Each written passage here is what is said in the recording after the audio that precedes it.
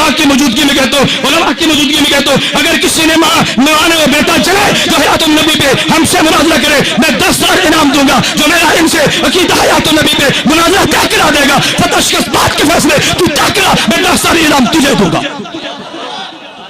वो दौर गुजर गया जब तुमने मुनाजरों के चैलेंज किए। मैं तो बरक रहा हूँ, मैं तो चीख रहा हूँ। मैंने पंजमी पे जाके FM रेडियो पे बयान किए, मैंने कहा आओ निकलो बिल्लू से बाहर, तुम मेरे चैलेंज को कबूल करो, करो हयातुन नबी पे मुनाजरा। रब्बे काबा की कसम, जो हयातुन नबी का अकीदा नहीं रखता, अहले सुन्नत में से नहीं है, देवबंदी नहीं है।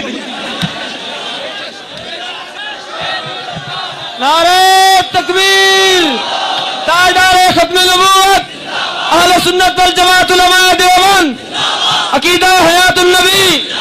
मैं नहीं मानता तुम्हें देवबंदी। तुम कहो मुझे मुतनाज़े, मत पला मुझे स्टेज पे, मत पला अपने जलसों पे, मैं तुम्हें देवबंदी नहीं मानता।